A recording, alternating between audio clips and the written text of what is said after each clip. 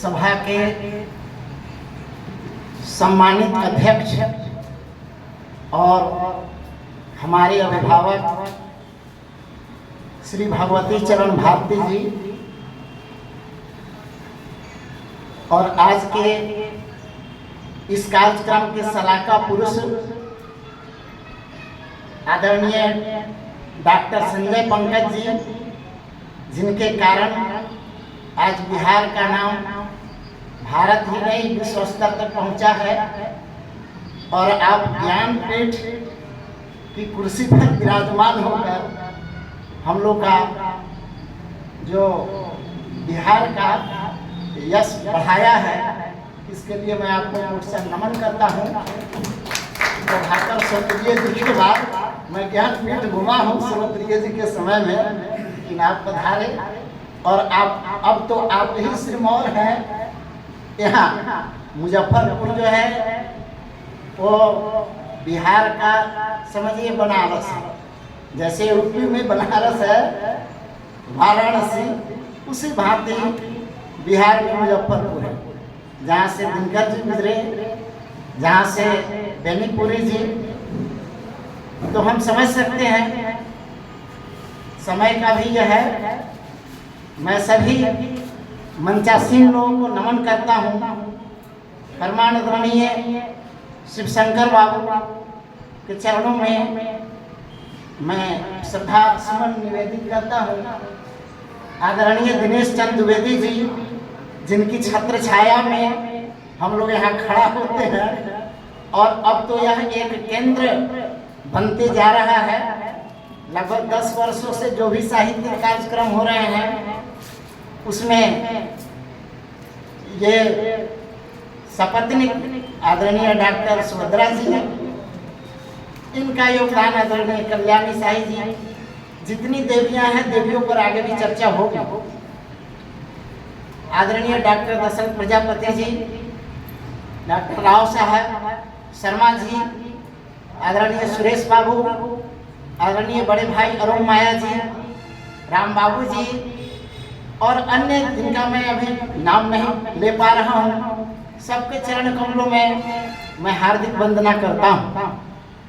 ये जो उपन्यास है शंखनाद 2 दिनों की दुनिया है, 2 भागों में बटी हुई। अमीरी की नागन डसती है गरीबों को, इंसानियत इस कदर जलकर खाक हुई। जब आया इस जमी पे तो नंगे बदन जिया यारो, और यह भी सच है कि मरकर भी मिला कफन भी नहीं यारो।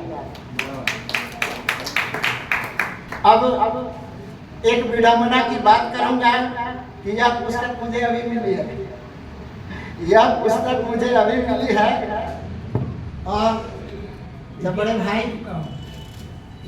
पीडीएफ इन्होंने भेजा, पीडीएफ भेजने के बाद अब यहाँ भी रोना है, उम्र का भी तकाजा है, चश्मे का भी अभाव है। मैंने बहुत जिंदगी की अजब कहानी देखी, और जो आकर न जाए वो बुढ़ापा देखा और जो जाकर न आए वो जवानी देखी। तो मतलब कि मैंने कोशिश तो बहुत की, लेकिन तकनीकी भी मैं कमजोर हूँ। किसी भांति आदरणीय डॉक्टर संजय पंकज जी का मैंने पूरी तरह पढ़ लिया और इनका प्राकथन भी मैंने पढ़ लिया, और इस पढ़ने के बाद तब अभी जो है इन्होंने मुझे पुस्तक हस्तगत कराई। इसलिए इस संदर्भ में जो अभी सुना उन्हीं बातों को मैं हल्के हल्के कहना चाहूँगा। सीतामढ़ी के साहित्यकारों में, सीतामढ़ी के शीर्षस्थ साहित्यकारों में अन्यतम स्थान आदरणीय डॉक्टर आदरणीय राम बाबू नीरव जी का।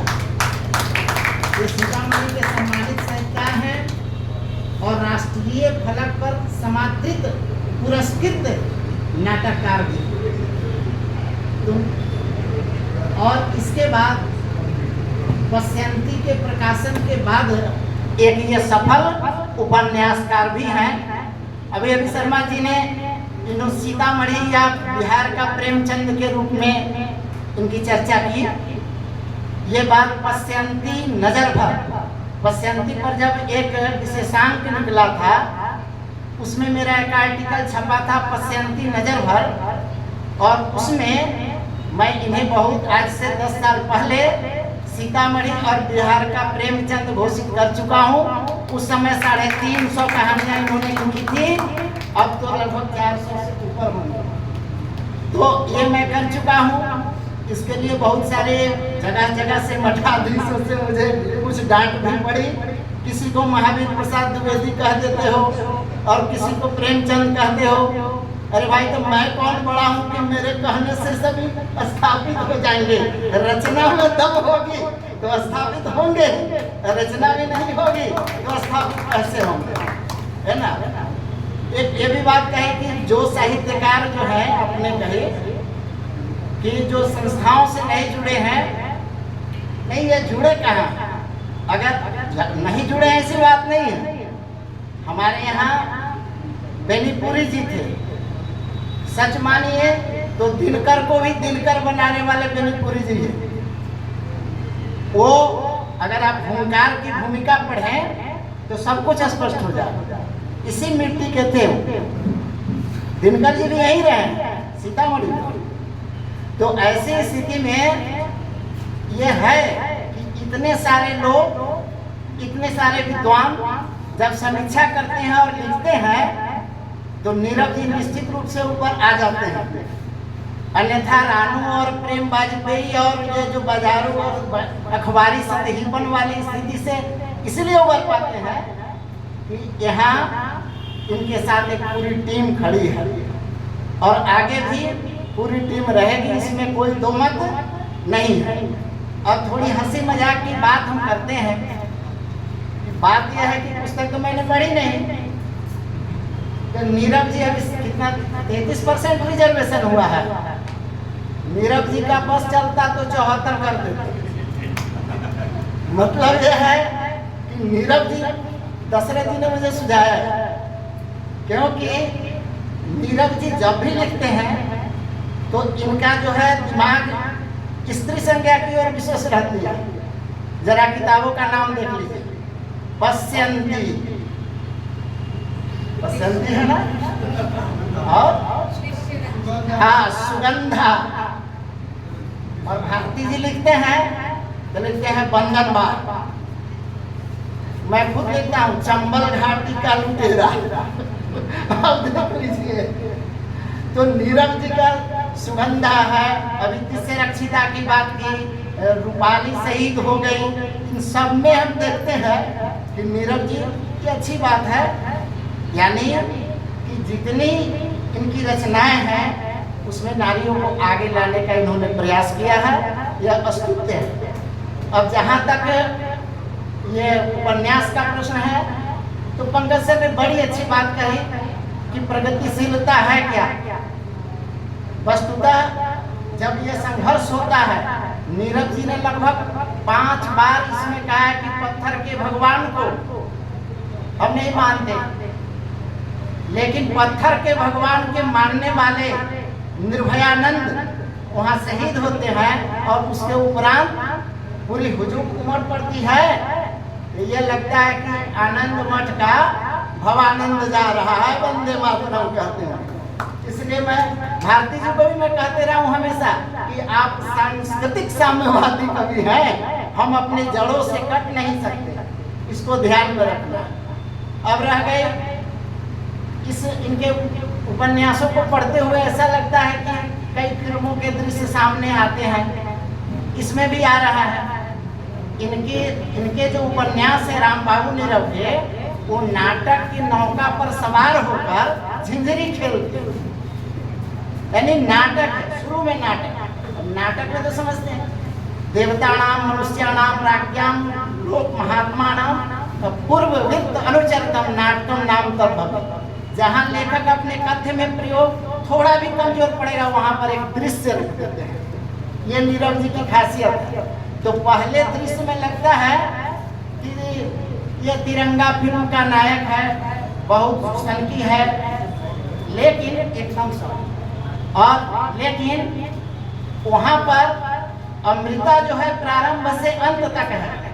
तो उपन्यास में कुछ विचारणीय विषय है, जैसा कि राव सर ने कहा, वो मैं कहना चाहता था, मैंने आपको इशारा किया कि सब कुछ है तो वो बाहर जाकर संघर्ष करते तो यहाँ क्यों नहीं, ये संघर्ष यहाँ होना चाहिए। और जब प्रेम त्रिकोण बन ही रहा था तो बन जाने देते प्रेम से, रूपाली शहीद होती तो हो जाती, फिर आगे बढ़ते। लेकिन आगे अगर स्थिति बनती है तो नीरज जी अभी कई प्रश्न अनुत्तरित है, कई प्रश्न अनुत्तरित है जिसका जवाब देना है।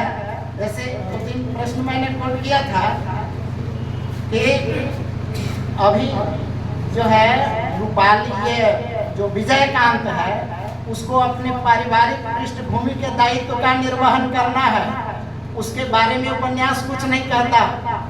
वो जिस चाचा के घर में बाढ़ के कारण रुके थे, उनका कर्ज है, उसका कुछ नहीं हुआ। और ये प्रेम त्रिकोण का पर्दाफाश नहीं हुआ। तो ऐसी स्थिति में सिद्धांत निरूपण की दृष्टि से आलोचकों को, समीक्षकों को थोड़ा निराश होना पड़ेगा। परंतु जो है यहाँ मुख्य बात है, लोक मंगल की जो भावना है उसमें चिंतन है। और इस कारण अनुभवी जो है, आदरणीय अनुभवी डॉक्टर राम बाबू नीरज जी, राम बाबू नीरज जी ने अपने अनुभव से काम लिया। जब 2 नायिकाएं आती है ना, तब बीच बीच में ये अपना कुछ ये तर्क लगाते हैं कि हम क्या करें नहीं करें, तो ये तर्क कुछ लगाते हैं। 1 मिनट कहीं हम नोट किए हैं। हाँ, तो वहाँ थोड़ी गुंजाइश बनती। इस तरह आंखें लड़ाई हमने उस दीवार से, एक झिझरी थी वहां बनकर झरोखा हो। इस तरह आंखें लड़ाई हमने उस दीवार से, एक झिझरी थी वहां बनकर झरोखा हो। वस्तुतः राम बाबू नीरज जी अगर होली का समय हो, भाई साहब भाभी जी दोनों आ जाए तो अपने पिचकारी का सारा रंग जो है भाभी जी पर डाल देते हैं। अब बगल में खड़े भाई साहब के लिए औपचारिक अबीर भी नहीं छोड़ते। बेचारा क्या करता, क्या कहेगा, लब का बोसा पान ले और मैं खड़ा देखा करूं, हाय रे किस्मत मेरी पत्ते से बदतर हो गई। एक बात उपन्यास में बेजोड़ है कि राष्ट्रीय फलक पर और राजकीय फलक पर जो अपने महापुरुषों के लिए हम सम्मान व्यक्त करते हैं, वैसा ही सम्मान इन्होंने स्थानीय लोगों को भी दिया। वो जिसमें अतुल कुमार जी हैं और राउत सर हैं, उनको भी ये इन लोगों को जो सम्मान दिया है ये बहुत विशेष बात है। हम दूसरे के बाप की जयंती मनाते हैं लेकिन अपने पिता की जयंती नहीं मनाते। कम से कम पिंडदान में भी याद कर लो भाई, श्रद्धा अर्पण करो। तो इस प्रकार मैं अब खत्म करता हूँ। बहुत सारे वक्ता है ना। नीरव जी का यह है कि अकेला चलना है, संघर्ष करना है। शायद शंखनाद भाग 2 लिखना पड़ेगा, इसमें इन बातों को उठाना पड़ेगा। तो आप सबों से मैं आगाह करता हूँ, आवाहन करता हूँ, आगे बढ़ो अकेले, जीवन चमन नहीं है झंझा दुखों के झेले। आगे बढ़ो अकेले, पर्वत बड़े बड़े हैं पथ रोक कर खड़े हैं, भुजबल से उनको ठेले। आगे बढ़ो अकेले, आगे बढ़ो अकेले।